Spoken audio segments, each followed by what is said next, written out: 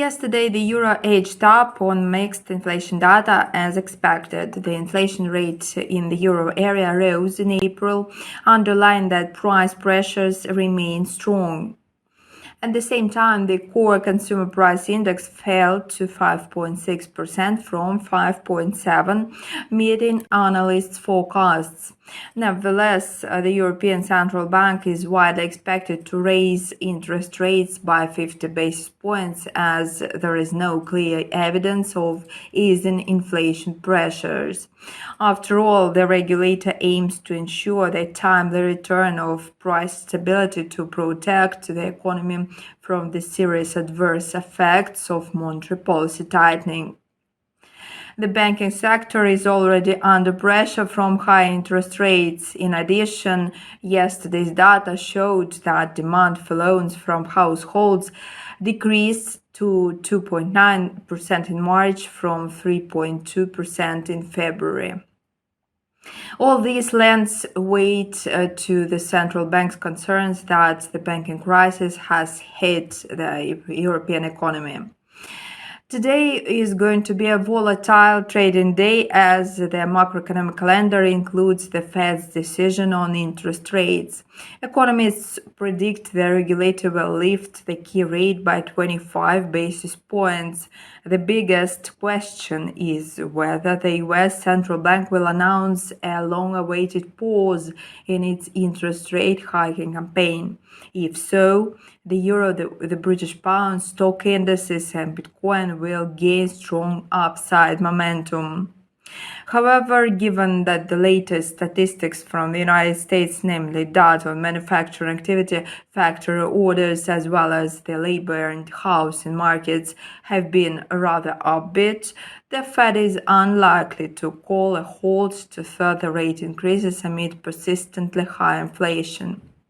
Thus, Fed Chair Jerome Powell may well signal another 25 basis point rate hike at the next meeting.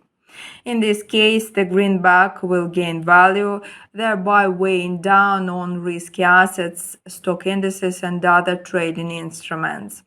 Furthermore, traders may take notice of the ISM's measure of services industry employment and non-manufacturing PMI. The latter remains above the 50 mark, indicating expansion in activity. If the indicator rises further, this will prove that the US economy is more resilient than expected. Besides, it's worth paying attention to the ADP National Employment Report. If US private payrolls increase significantly, this will once again confirm that it makes no sense for the Fed to pause rate hikes. And now let's move on to technical analysis. According to the 1-hour chart, the euro-dollar pair came close to the nearest resistance level of 1.1034. A false breakout at that mark created a sell signal. Currently, the euro is heading for 1.1006. If the price fixes below this level, the euro will extend losses.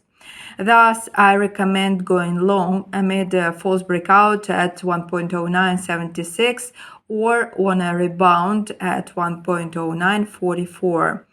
Long positions can also be considered in the event of a false breakout at 1.1006 or after the price consolidates above 1.1034. In the meantime, I see no objective reasons for buying the euro, given that I expect the Fed to keep tightening policy aggressively. In my view, it is too risky to enter the market at 1.1034, counting on a rise to 1.1063. Therefore, I believe that the best way to go long is to wait for a false breakout at 1.1063 or a rebound at 1.1094. After all, the situation remains uncertain and the market may start moving in any direction. So let's focus on Powell's statement and then make a trading decision. Speaking of the British pound, the support level lies at 1.2469, which coincides with the lower boundary of the sideways range. A false breakout at this mark will make it possible to buy the pound-dollar pair. In this case, the pound sterling is expected to recover to 1.2508. If the price goes up from current levels, traders are recommended to go short amid a false breakout at 1.2508, counting on a correction to 1.2469. Alternatively, if the price breaks above 1.2508, it will be possible to open short positions amid a false breakout at 1.2543 or on a rebound at 1.2580. In case the British pound dips below 1.2469, traders may go long amid a false breakout at 1.2436 or after the price hits a new low, sliding to 1.2413. Long positions on a rebound will be relevant at 1.2387 and 1.2353. Good luck.